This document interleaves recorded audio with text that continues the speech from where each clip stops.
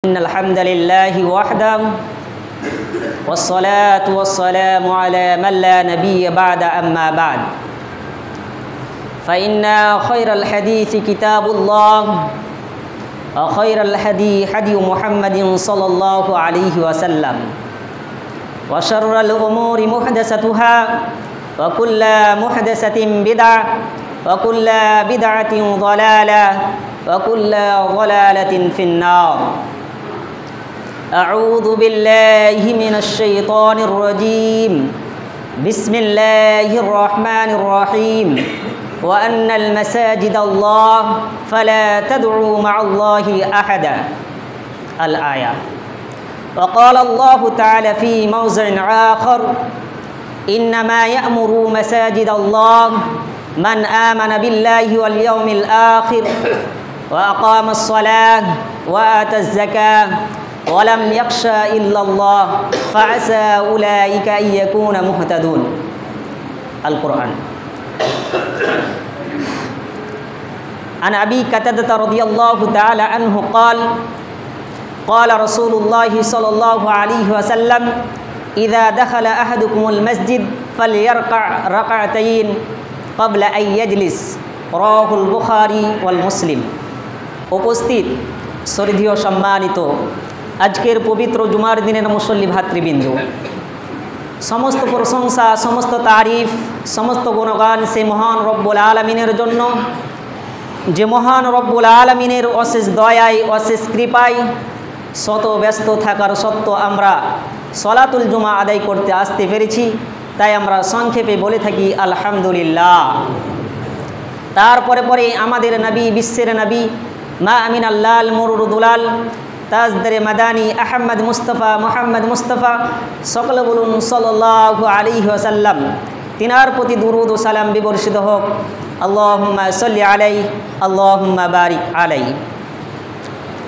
সম্মানিত উপস্থিতি, আজকে আমরা যে বিষয়টি নিয়ে আলোচনা করব সেই বিষয়টি হচ্ছে মসজিদ সম্পর্কে।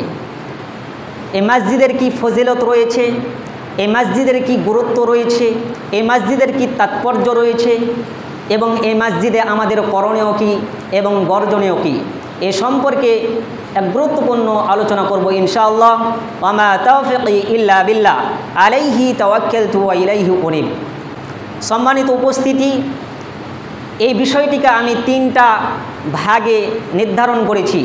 আমি এই বিষয়টিকে আমি তিনটা পার্ট হিসাবে নিজে নির্ণয় করেছি। তার এক নম্বর পার্ট হচ্ছে যে আমরা সর্বপ্রথম জানব যে মসজিদে আমরা কিভাবে প্রবেশ করব, মসজিদে আমরা কিভাবে প্রবেশ করব এবং মসজিদ থেকে আমরা কিভাবে বের হব এবং মসজিদে আমাদের প্রবেশ করার পরে আমাদের করণীয় কী এবং বর্জনীয় কী। দ্বিতীয় নম্বর আমরা আলোচনা করব যে এই মসজিদে দুনিয়াবি কথাবার্তা বলা যাবে কি যাবে না, এই মসজিদে উচ্চ স্বরে কথাবার্তা বলা যাবে কি যাবে না, এই মসজিদে বিভিন্ন প্রকার কোরআন এবং হাদিস ছাড়া বিভিন্ন প্রকার আলোচনা করা হয়, এই আলোচনা করা যাবে কি যাবে না এ সম্পর্কে আমরা আলোচনা করব। তৃতীয় নম্বর আমরা আলোচনা করব যে এই মসজিদে যারা চিল্লা চেঁচা করবে, হইচই করবে, হট্টগোল করবে, তাদের কি শাস্তি রয়েছে, রাসূলুল্লাহ সাল্লাল্লাহু আলাইহি ওয়াসাল্লাম তাদের ব্যাপারে কি বলেছেন, আল্লাহ রাব্বুল আলামিন তাদের ব্যাপারে কি বলেছেন, এটা আমাদেরকে জানতে হবে। তাই সম্মানিত উপস্থিতি, আপনাদেরকে সকলকে বক্তব্যটি মূল্যায়ন করার জন্য অনুরোধ করছি। সম্মানিত উপস্থিতি, আমরা সর্বপ্রথম আলোচনা করব যে আমরা মসজিদে আসার সময় আমরা কিভাবে আসব। এটাও রাসূলুল্লাহ সাল্লাল্লাহু আলাইহি ওয়াসাল্লাম পাই টু পাইভাবে আমাদেরকে শিক্ষা দিয়েছেন।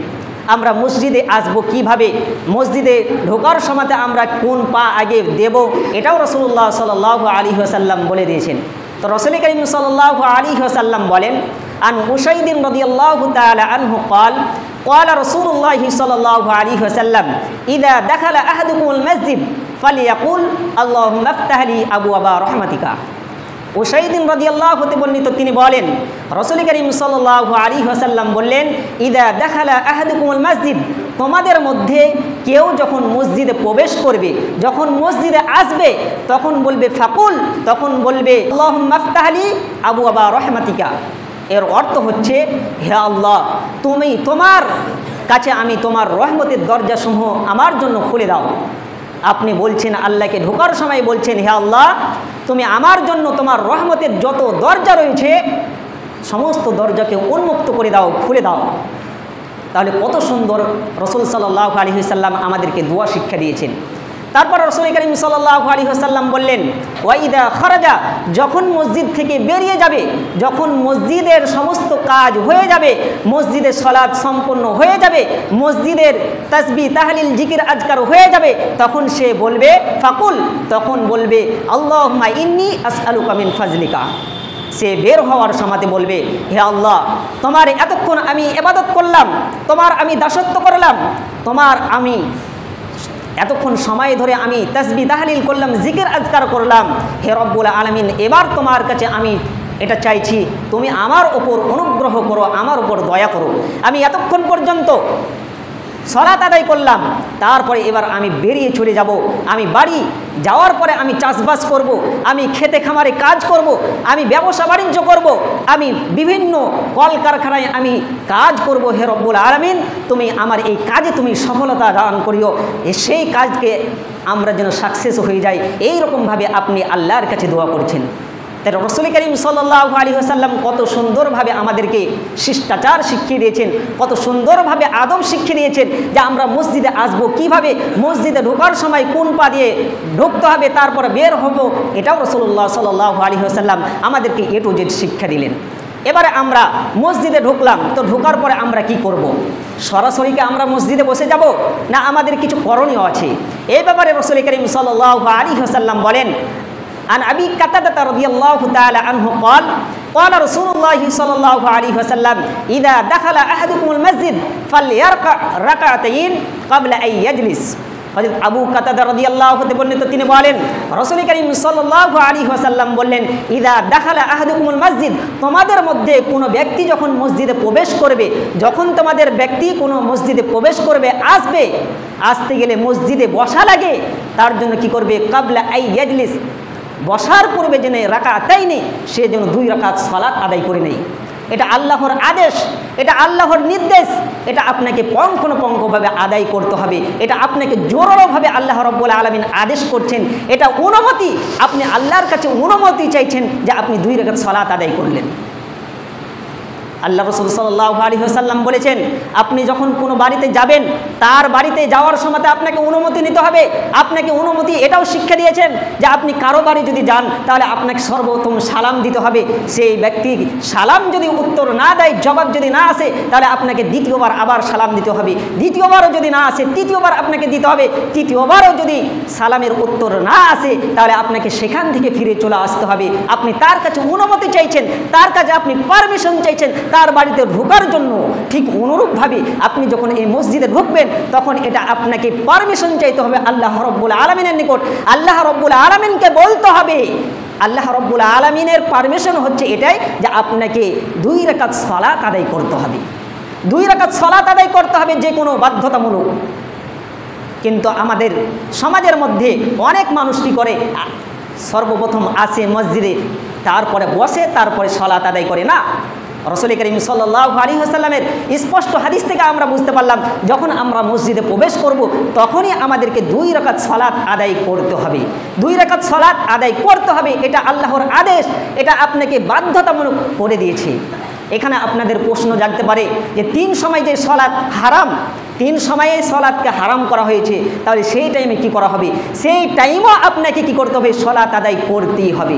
যদি আপনি মসজিদে ঢোকেন, তাহলে আপনি মসজিদে বসতে গেলে আপনাকে 2 রাকাত সালাত আদায় করতে হবে। আপনাকে যে কোনো টাইমে, যে কোনো মূল্যে আপনাকে সালাত আদায় করতেই হবে, সেটা সময় হোক অথবা না হোক। আর যদি মনে করেন যে আমার মসজিদে কিছু কাজ আছে, তা আপনি কাজটা সেরে নিলেন, কিন্তু আপনি বসলেন না, আপনি দাঁড়িয়ে দাঁড়িয়ে আপনি কিছু দেখে চলে গেলেন, এটা করতে পারেন। কিন্তু আপনি যখন মসজিদে বসবেন, যখন আপনি মসজিদে আসবেন, তখন আপনাকে 2 রাকাত সালাত আদায় করতেই হবে। এটা আল্লাহর অনুমতি, এটা আপনাকে অনুমতি চাইতে হবে। কিন্তু দুঃখের বিষয়, এই সমাজের মধ্যে কিছু এক শ্রেণীর মানুষ রয়েছে, কিছু মাঝাবী মানুষ রয়েছে, তারা মনে করে যে আগে মসজিদে বসতে হবে, তারপরে সালাত আদায় করতে হবে। এমনকি মাযহাবের লোক রয়েছে, তারা বলে যখন ইমাম সাহেব খুতবা দেয়, খুতবার সময়তে সালাত আদায় করা যাবে না, একটা বড় অপরাধ তারা মনে করে। তারা একটা ভুল কথাই রয়েছে, তারা তাদের ভুল ধারণায় রয়েছে। যেহেতু তাদের জবাব আমি দাঁত ভাঙা জবাব দিব রাসূল করিম সাল্লাল্লাহু আলাইহি ওয়াসাল্লামের হাদিস থেকে। রাসূল করিম সাল্লাল্লাহু আলাইহি ওয়াসাল্লাম একদা খুতবা দিচ্ছিলেন, সেই সময়তে একজন ব্যক্তি আসলেন, আসার পরে বসে গেলেন। বসার পরে রাসূল করিম সাল্লাল্লাহু আলাইহি ওয়াসাল্লাম সেই ব্যক্তিকে দেখতে পাওয়ার পর বললেন, কুমু সল্লি, এই লোক তুমি ওঠো, তুমি খাড়া হও, 2 রাকাত সালাত আদায় করো। রাসূল করিম সাল্লাল্লাহু আলাইহি ওয়াসাল্লাম সেই ব্যক্তিকে বলছেন, তুমি ওঠো, ওঠার পরে 2 রাকাত সালাত আদায় করো। তাহলে আপনি মসজিদে আসার পরে বসলেন কেন? মাযহাবী লোকেরা বলছে খুতবা চলাকালীন সালাত আদায় করা যাবে না, কিন্তু রাসূল করিম সাল্লাল্লাহু আলাইহি ওয়াসাল্লাম বলছেন যে ওই ব্যক্তি বসলো, বসার পরে রাসূল করিম সাল্লাল্লাহু আলাইহি ওয়াসাল্লাম বলছেন তুমি ওঠো, তারপরে তুমি 2 রাকাত সালাত আদায় করো। তাহলে রাসূল করিম সাল্লাল্লাহু আলাইহি ওয়াসাল্লামকে তারা প্রাধান্য দেয় না, রাসূল করিম সাল্লাল্লাহু আলাইহি ওয়াসাল্লামের এই হাদিস তারা পড়েনি। যদি তারা পড়ে থাকতো তাহলে তারা মানছে না কেন? তারা যদি পড়তো তাহলে তারা মানছে না কেন? সমস্ত দিনী ভাই ও মুসলিমদেরকে আমি এটাই জোরালোভাবে আবেদন করব, যারা বলছে খুতবাকালীন নামাজ পড়া যাবে না, তারা ভুল কথা, তারা ভুল আছে। রাসূল করিম সাল্লাল্লাহু আলাইহি ওয়াসাল্লামের বিশুদ্ধ হাদিস থেকে বোঝা যাচ্ছে যে আপনি যখনই মসজিদে প্রবেশ করবেন তখনই আপনাকে সালাত আদায় করতে হবে, এটা বাধ্য, এটা মসজিদের হক, এটা তাহিয়াতুল মসজিদ আপনাকে আদায় করতে হবে। এবারে আমরা জানব যে এই মসজিদ যারা নেতৃত্ব দিবে, যারা মসজিদে হর্তাকর্তা হবে, তাদের মধ্যে কি থাকা জরুরি। মসজিদ যারা নির্মাণ করবে, মসজিদ যারা দেখভাল করবে, তাদের কি আল্লাহ রাব্বুল আলামিন ফ্যাসিলিটি রেখেছে, আল্লাহ রাব্বুল আলামিন তাদেরকে কি গুণে গুণান্বিত হতে বলেছে, আল্লাহ রাব্বুল আলামিন এটাও বলে দিয়েছেন। আল্লাহ রাব্বুল আলামিন বলেন, ইন্নামা ইয়া'মুরু মাসাজিদাল্লাহ মান আমানা বিল্লাহি ওয়াল ইয়াউমিল আখির ওয়া আকামাস সালাহ ওয়া আতাজ যাকাহ ওয়া লাম ইয়াখশা ইল্লাল্লাহ ফাআসা উলাইকা ইয়াকুনা মিনাল মুহতাদিন। আল্লাহ রাব্বুল আলামিন এই আয়াতের মধ্যে সারা পৃথিবীর মানুষকে উদ্দেশ্য করে বললেন, সারা পৃথিবীর মানুষকে লক্ষ্য করে বললেন, ইন্নামা ইয়া'মুরু মাসাজিদাল্লাহ, নিশ্চয় যারা মসজিদ সমূহ যারা আবাদ করবে তারা কারা? তারা কারা? মসজিদ যারা দেখভাল করবে তারা কারা? মান আমানা বিল্লাহ, যারা আল্লাহর প্রতি ঈমান আনয়ন করেছে, যারা আল্লাহকে এক বলে বিশ্বাস স্থাপন করেছে, ওয়াল ইয়াউমিল আখির, এবং কিয়ামত দিবসের প্রতি বিশ্বাস স্থাপন করেছে, ওয়া আকামাস সালাত, এবং সালাত প্রতিষ্ঠিত করেছে, সালাত কায়েম করেছে, ওয়া আতাজ যাকাত, যাকাত প্রদান করেছে, ওয়া লাম ইয়াখশা ইল্লাল্লাহ, এবং তারা আল্লাহকে বাদ দিয়ে কাউকে ভয় করে না। আল্লাহকে তারা ভয় করে, আল্লাহকে ব্যতীত কাউকে ভয় করে না। ফাআসা উলাইকা ইয়াকুনা মুহতাদুন, আশা করা যায় এরাই হচ্ছে সঠিক পথ অবলম্বনকারী, আশা করা যায় এরাই হচ্ছে সফল ব্যক্তি। তাহলে অত্র আয়াতে আল্লাহ রাব্বুল আলামিন বললেন যারা মসজিদ নির্মাণ করবে, যারা মসজিদ দেখাশোনা করবে, যারা মসজিদের হর্তাকর্তা হবে, যারা মসজিদ দেখভাল করবে, তাদের মধ্যে কি বৈশিষ্ট্য থাকা জরুরি। আল্লাহ রাব্বুল আলামিন বললেন তাদের মধ্যে 5টি গুণ থাকতে হবে। আল্লাহ রাব্বুল আলামিন বললেন যারা মসজিদ দেখাশোনা করবে, যারা মসজিদের আবাদ করবে, যারা মসজিদের নেতৃত্ব দিবে, মসজিদের সভাপতি হবে, ক্যাশিয়ার হবে, সম্পাদক হবে, সঞ্চালক হবে, ইত্যাদি ইত্যাদি, তাদের মধ্যে 5টা গুণ থাকতে হবে। তার মধ্যে 1 নম্বর গুণ হচ্ছে মান আমানা বিল্লাহ, আল্লাহর প্রতি বিশ্বাস স্থাপন করতে হবে, আল্লাহকে এক বলে বিশ্বাস স্থাপন করতে হবে। ওয়াহদাহু লা শারীক, তার কোনো শরীক নেই, আইনদাতা নেই, তার বিধানদাতা নেই, কোনো মাবুদ নেই আল্লাহ ছাড়া, এটা তাকে বিশ্বাস করতেই হবে। তাহলে সেই ব্যক্তি মসজিদ নির্মাণ করতে পারবে, সে ব্যক্তি মসজিদের হর্তাকর্তা হতে পারবে।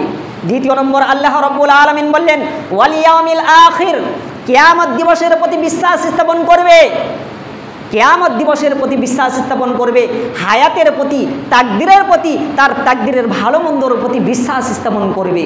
যারা মসজিদে নির্মাণ করবে, যারা মসজিদের পরিচালক হিসাবে থাকবে, যারা মসজিদ সাফাই করবে, যারা মসজিদের নেতৃত্ব দিবে, তাদের 2 নম্বর বৈশিষ্ট্য হচ্ছে, তাদের 2 নম্বর গুণ হচ্ছে যে তারা কিয়ামতের প্রতি বিশ্বাস স্থাপন করবে, কিয়ামতের প্রতি বিশ্বাস স্থাপন করবে। কিন্তু এখন পর্যন্ত অনেক মুসলমানের এই ভুল ধারণা আছে, তারা মনে করে কিয়ামত বলে কিছুই নেই, তারা মনে করে এই দুনিয়াটাই সব, তারা মনে করে যে আমরা এই দুনিয়াতে 60 বছর 70 বছর 100 বছর বাঁচব, আমরা মরে যাব, আমরা গলে পচে শেষ হয়ে যাব, আমাদেরকে আর জীবিত করবে না, এরকম ধারণা অনেক মানুষের আছে। কিন্তু আল্লাহ রাব্বুল আলামিন বললেন যারা মসজিদ নির্মাণ করবে, যারা মসজিদের হর্তাকর্তা হবে, তাদের দ্বিতীয় নম্বর বৈশিষ্ট্য হচ্ছে, দ্বিতীয় নম্বর তাদের গুণ হচ্ছে, তারা কিয়ামত দিবসের প্রতি বিশ্বাস স্থাপন করবে, তার তাকদীরের প্রতি, তার হায়াত এবং মায়াতের প্রতি বিশ্বাস স্থাপন করবে, কিয়ামতের প্রতি, আখিরাতের প্রতি, জাহান্নামের প্রতি, জান্নাতের প্রতি বিশ্বাস স্থাপন করবে। তারপর আল্লাহ রাব্বুল আলামিন তৃতীয় নম্বর তার গুণ বললেন, তৃতীয় নম্বর বললেন ওয়া আকামাস সালাহ, তারা সলাৎ প্রতিষ্ঠিত করবে, তারা সলাৎ আদায় করবে। যারা মসজিদ নির্মাণ করবে তারা সলাৎ আদায় করবে, যারা মসজিদের দেখভাল করবে তারা সলাৎ আদায় করবে, যারা মসজিদে নেতৃত্ব দিবে, কর্তৃত্ব দিবে, তারা সলাৎ আদায় করবে। কিন্তু দুঃখের বিষয়, দুঃখজনক হলেও সত্য, এটাই বাস্তব। আজকে আপনি পশ্চিম বাংলা আপনি ঘোরেন, আপনি মসজিদ এবং মাদ্রাসাগুলি দেখুন, যারা মসজিদে নির্মাণ করছে, যারা মসজিদ কমিটি রয়েছে, যারা মসজিদ নেতৃত্ব দিচ্ছে, মসজিদে নেতৃত্ব দিচ্ছে, কর্তৃত্ব দিচ্ছে, তারা অযোগ্য, তারা কোনো যোগ্যই রাখে না, তারা সলাৎ আদায় করে না, তারা সলাৎ আদায় করে না। মাদ্রাসাতে তারা নিজে বুক ফিলিয়ে তারা কথা বলে থাকে, কিন্তু তারা সলাৎ আদায় করে না। কিন্তু আল্লাহ রাব্বুল আলামিন বললেন তারা নেতৃত্ব দিবে যারা সলাৎ আদায় করবে। কিন্তু যে সমস্ত মসজিদ কমিটি রয়েছে তারা সলাৎ আদায় করে না, ঠিক মতন সলাৎ আদায় করে না। এই মসজিদের কথা বলছি না, এই মসজিদে আলহামদুলিল্লাহ সকলেই যারা নেতৃত্ব দিচ্ছে আলহামদুলিল্লাহ খুব ভালো, তারা নামাজ পড়ছে, তাদের আকীদা সব ঠিক আছে। কিন্তু আপনি অন্য মসজিদে যান, যায় যে সভাপতি তার হচ্ছে দাড়ি কাটা, দাড়ি নেই, গিটের নিচে প্যান করছে, বাইরে সিগারেট খেয়ে বেড়াচ্ছে, তারপরে সে মসজিদে নির্মাণ করছে, তারপরে সে মসজিদে বড় বড় লেকচার যাচ্ছে। তাহলে আল্লাহ রাব্বুল আলামিন ওই ব্যক্তিকে বলেছে কি তোমাকে মসজিদ নির্মাণ করতে হবে, তোমাকে মসজিদের দায়িত্ব হতে হবে, এটা আল্লাহ রাব্বুল আলামিন বলেননি। আল্লাহ রাব্বুল আলামিন বললেন ওরা দায়িত্ব পালন করবে যারা সালাত আদায় করে। তারপরে চতুর্থ নম্বর আল্লাহ রাব্বুল আলামিন বললেন ওয়া আতাজ যাকাত, তারা যাকাত প্রদান করবে। যারা মসজিদ নির্মাণ করবে, যারা মসজিদের দেখাশোনা করবে, যারা মসজিদের মেম্বার হবে, সদস্য হবে, তারা যাকাত প্রদান করবে, তারা পাই টু পাই যাকাত দিয়ে দিবে। তাদের যাকাতের নিসাব যখন পৌঁছে যাবে তখন দিয়ে দিবে। কিন্তু দুঃখের বিষয় আজকে আমরা এই যাকাত থেকেও আমরা অনেক অনেক অনেক দূরে পিছিয়ে। আজকে আমরা যাকাত ঠিক মতন বের করি না, আজকে আমরা যাকাত অনেক বের করি না। যদিও আমরা বের করে থাকি তাহলে সেটা আমরা ভেবে থাকি এটা জরিমানা স্বরূপ আমরা বের করে থাকি। এই তো আমাদের সমাজের অবস্থা। তাহলে আপনি যদি মসজিদের হর্তাকর্তা হন, আপনি যদি মসজিদের নির্মাণ করতে চান, আপনি যদি মাদ্রাসাকে আপনি পরিচালক হিসাবে আপনি যদি থাকতে চান, তাহলে আপনাকে এই সমস্ত গুণে গুণান্বিত হতে হবে। তারপর আল্লাহ রাব্বুল আলামিন 5 নম্বর বললেন ওয়া ইয়াখশা ইল্লাল্লাহ, তারা আল্লাহকে বাদ দিয়ে কাউকে ভয় করবে না। তার মানে আপনি সমাজের মধ্যে, আপনার সমাজে 360টি লোক রয়েছে, সেই 360টির মধ্যে তারা অবদ্ধভাবে চলছে, তার স্ত্রী বিপর্দা হয়ে চলছে, মদ চলছে, গাঁজা চলছে, হিরান চলছে, আপনি দেখতে পাচ্ছেন। আপনি মসজিদের সেক্রেটারি, আপনি মসজিদের সর্দার সাহেব, আপনি সভাপতি সাহেব, আপনি তাদেরকে জোরালোভাবে আপনি বলবেন এই সমস্ত কাজ করা যাবে না, আপনাকে জোরালোভাবে বলতে হবে এই সমস্ত কাজ করা যাবে না। এটাই আল্লাহ রাব্বুল আলামিন বললেন ওয়া ইয়াখশা ইল্লাল্লাহ, তারা আল্লাহকে ছাড়া কাউকে ভয় করবে না। তাহলে আপনি তো আল্লাহকে ছাড়া ভয় করছেন, আপনি মানুষকে ভয় করছেন। আপনি যদি মানুষকে নাই ভয় করলেন, তাহলে আপনার সামনে দিয়ে সদা সর্বদা নেশাদার দ্রব্য পান হচ্ছে, আপনি একবারও নিষেধ করলেন না। এত বড় আপনার গ্রামে এই ব্যাং বাজনা নিয়ে কিছুদিন আগে কত তোড়জোড় হলো, আপনারা কেউ নিষেধ করলেন না। আপনি মসজিদের হর্তাকর্তা আছেন, আর এত সমাজের মানুষ আপনারা নেতৃত্ব দিচ্ছেন, আপনারা একবারও কেউ বললেন না এই সমস্ত করা ঠিক নয়, এই সমস্ত জিনিস ঠিক নয়, তারপর আপনারা বললেন না। কিন্তু তাহলে আপনার কি হচ্ছে, আপনি আল্লাহকে ভয় করেন না, আপনি পরিপূর্ণ আল্লাহকে ভয় করেন না। যদি আপনি পরিপূর্ণ আল্লাহকে ভয় করতেন তাহলে আপনি প্রতিবাদ করতেন, আপনি বলতেন যে এই সমস্ত কাজ করা ঠিক নয়। তারপরও যদি না শোনে সেটা তাদের ঘাটতি। কিন্তু আপনি তো বলেছেন আপনি তো বেঁচে যাবেন, কিন্তু আপনি তো একবারও বললেন না। আপনি বলছেন ওরা যাই করছে করুগা, ওরা জাহান্নামে যাবে যাইগে, এইরকমভাবে আপনি বলছেন। এটা একজন মুমিনের কর্তব্য হতে পারে না। তাহলে আল্লাহ রাব্বুল আলামিন বললেন যারা মসজিদ নির্মাণ করবে, যারা মসজিদের দেখাশোনা করবে, তাদের মধ্যে 5টি গুণ থাকবে। তার মধ্যে তার 5 নম্বর গুণ হচ্ছে তারা আল্লাহকে ভয় করবে। তারপরে আল্লাহ রাব্বুল আলামিন বলছেন ফাআসা উলাইকা আইয়াকুনা মুহতাদুন, আশা করা যায় এরাই সফল ব্যক্তি। এই 5টি যদি গুণ থাকে কোনো মানুষের মধ্যে, তাহলে আল্লাহ রাব্বুল আলামিন বলছেন এরাই হচ্ছে সফল কাম, এরাই হচ্ছে কামিয়াব, এরাই হচ্ছে সফল কাম, এরাই হচ্ছে সঠিক পথের দিশারি। তাহলে অত্র আয়াতের বিবরণ থেকে বোঝা যাচ্ছে আমরা যারা মসজিদে নেতৃত্ব দিব, কর্তৃত্ব দিব, আমাদেরকে এটা টার্গেট রাখতে হবে যে আমরা যেন এই 5টা গুণে গুণান্বিত হতে পারি। এই 5টা যেন আমাদের মধ্যে গুণ থাকে। 1 নম্বর হচ্ছে আল্লাহকে ভয় থাকতে হবে, আপনাকে 1 নম্বর ভয় রাখতে হবে। আপনার যদি আল্লাহর উপর ভয় না থাকে তাহলে আপনার দ্বারাই অনেক কিছু কাজ হবে, এটাই স্বাভাবিক, কিন্তু আপনাকে আল্লাহকে ভয় করতে হবে। যেহেতু এই মসজিদ এমন একটি জায়গা, এই মসজিদের এত ফজিলত রয়েছে, এত গুরুত্ব রয়েছে, আপনি যদি মসজিদের ফজিলত শোনেন তাহলে আপনার অবাক হয়ে যাবেন মসজিদে। তারপরে এই ব্যাপারে এবার আমরা আলোচনা করব যে এই মসজিদে চিল্লা চাচা করা যাবে কি যাবে না, এই মসজিদে আল্লাহর ইবাদত ছাড়া কিছু করা যাবে কি যাবে না। আল্লাহ রাব্বুল আলামিন পবিত্র কোরআনের মধ্যে বললেন ওয়া আন্নাল মাসাজিদাল্লাহ ফালা তাদউ মা'আল্লাহি ইলাহান আহাদা। আল্লাহ রাব্বুল আলামিন বললেন নিশ্চয় আমার মসজিদ সমূহ, এই মসজিদে শুধু আমার ইবাদত হবে, আমার দাসত্ব হবে, আমার গুণগান হবে, আমার সালাত হবে, তাসবিহ তাহলিল হবে, জিকির আজকার হবে। আল্লাহ রাব্বুল আলামিন বললেন যে এই মসজিদ সমূহ শুধুমাত্র আমার ইবাদত করবে, আমার মসজিদে আমার সালাতের বাইরে তারা অন্য কোনো কথা বলবে না। ফালা তাদউ মা'আল্লাহি আহাদা, তারা অন্য কোনো বিষয়ে কথাবার্তা বলবে না, তারা আল্লাহর সাথে শিরিক স্থাপন করবে না, তারা মসজিদে বসে বসে হট্টগোল করবে না, চিল্লা চাচা করবে না, তারা মসজিদে সরগোল করবে না, উচ্চ স্বরে কথাবার্তা বলবে না, মসজিদে তারা দিনের কথা বাদ দিয়ে তারা দুনিয়াবি কথা বলবে না, এটা একবারে কঠোরভাবে নিষিদ্ধ। আল্লাহ রাব্বুল আলামিন বলছেন মসজিদে শুধু আপনি ইবাদত করবেন, আল্লাহর ইবাদত করবেন, তারপরে ইবাদত করা হয়ে যাবে আপনাকে বাড়ি চলে যেতে হবে। আর যদি আপনার মসজিদে বসে থাকা এতই কর্তব্য হয়, যদি আপনার এতই আলোচনা থাকে, তাহলে আপনি পার্সোনালভাবে আপনি আলোচনা করেন, কিন্তু আপনি মসজিদে বসে বসে আপনি চিল্লা চাচা করছেন, আপনি হইচই করছেন, আপনি উচ্চস্বরে কথা বলছেন, এটা মসজিদের আপনি মর্যাদা আপনি হানি করছেন, আপনি মসজিদকে আপনি সম্মান করছেন না। আর এই মসজিদে আমরা কিসের জন্য আসি?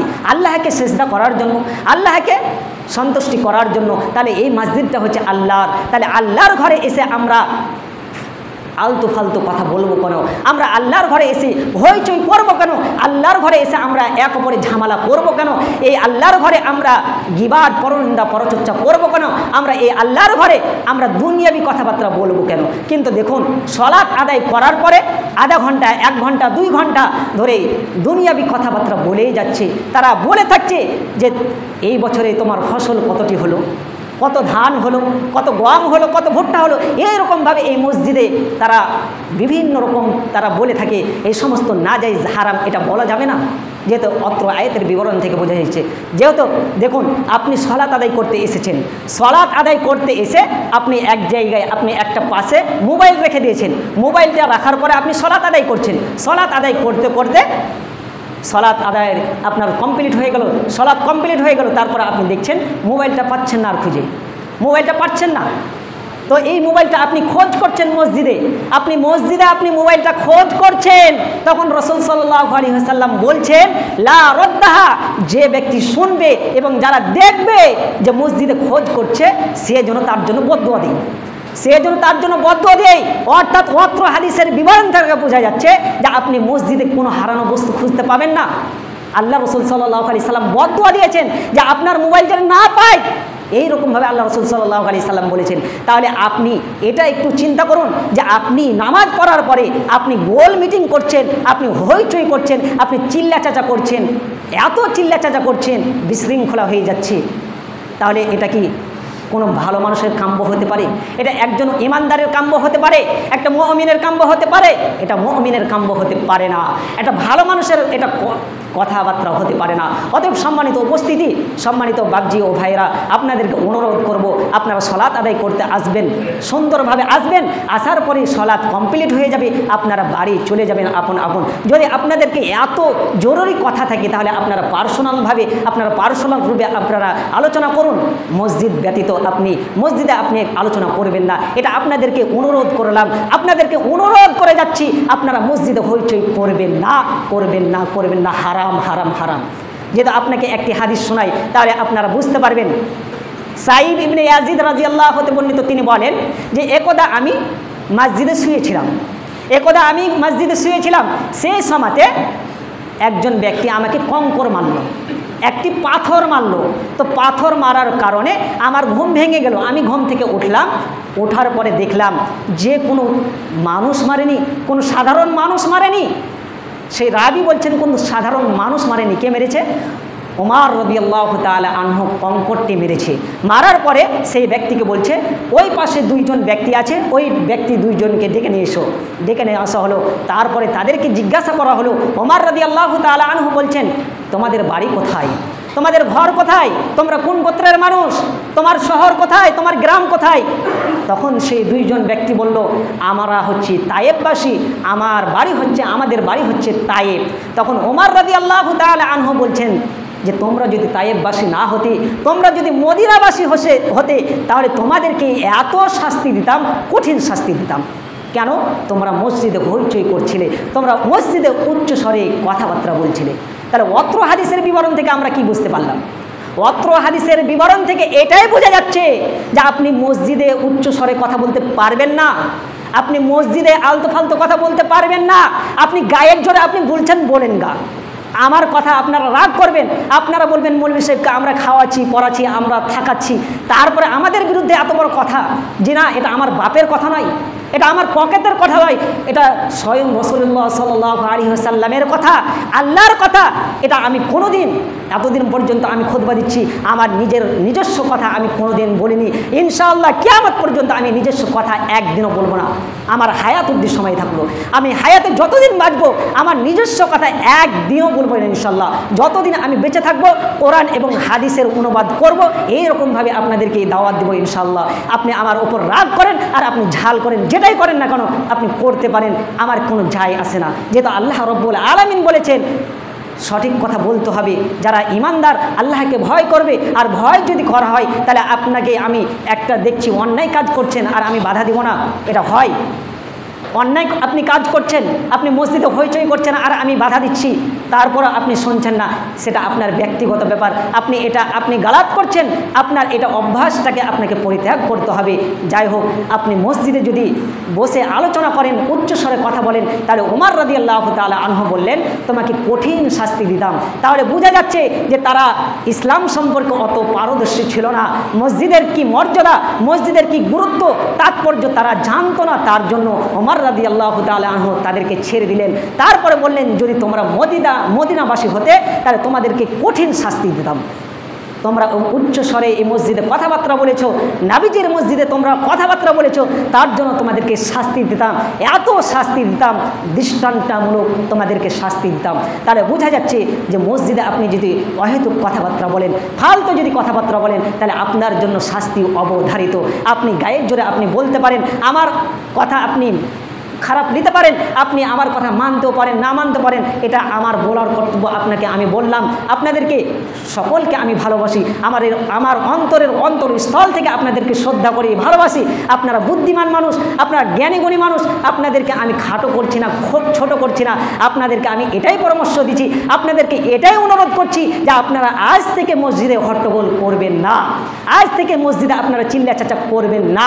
মসজিদে আপনারা কিছু আলোচনা করলে আপনারা পার্সোনাল রুমে চলে যান। যেহেতু ওমর রাদিয়াল্লাহু তাআলা আনহু সেই দিন থেকে একটা কামরা করা হয়েছিল, আলাদা জায়গায় কামরা করা হয়েছিল, যার কিছু প্রয়োজন ছিল সেইখানে তারা আলোচনা করত। ওমর রাদিয়াল্লাহু তাআলা আনহুর সুন্নাতটা আমরা গ্রহণ করব। আমরা যেন সেই দিকে লক্ষ্য রাখি, যেন আমরা এই মসজিদকে আমরা সম্মান করি, শ্রদ্ধা করি। এই মসজিদের মর্যাদা অপরিসীম। এই মসজিদ আমাদেরকে নির্মাণ করতে হবে, মসজিদ আমাদেরকে দেখতে হবে। যারা ইমানদার, যারা মুমিন তারাই দেখবে, যারা কাফের, যারা মুশরিক তারা দেখবে না। অতএব অতএব আমাদেরকে মসজিদের মর্যাদা আমাদেরকে রক্ষা করতে হবে। আপনাকে আমি এটাই পরশেষে আল্লাহর কাছে দোয়া করি, হে আল্লাহ যেন আমরা এই মসজিদের মর্যাদা যেন আমরা সঠিকভাবে পালন করতে পারি। আল্লাহ তুমি এই তৌফিক দান করো। হে রব্বুল আলামিন, এতদিনে যা ভুল করেছি আমরা জানতে অজান্তে, ইচ্ছায় অইচ্ছায় আমরা ভুল করেছি। হে রব্বুল আলামিন, আজ থেকে তোমার কাছে প্রতিজ্ঞা করছি, আজ থেকে তোমার কাছে তওবা করছি আল্লাহ, যেন আমরা এই মসজিদের আর মর্যাদা হানি করবো না। যেহেতু এটা তোমার ইবাদতখানা, তোমারই ইবাদত করব, এটা কোনো দুনিয়াবি কথাবার্তা বলার জায়গা নয়। যেহেতু আপনাদেরকে একটা হাদিস শোনালাম যে আপনি নামাজ পড়ার পরে পরে আপনার মোবাইলটা হারিয়ে গেছে, তারপরে আল্লাহ রসুল বলছেন লা রদ্দাহা, সে যেন না পাই, বদদুয়া দিচ্ছেন। তাহলে আল্লাহ রসুল বদদুয়া দিচ্ছেন, তাহলে আমি কে? আমি পারমিশন দেবো কেন যে আপনি কথা বলেন, আপনি উচ্চস্বরে কথা বলেন? আমি পারমিশন দেওয়ার কোনো মানুষ নই।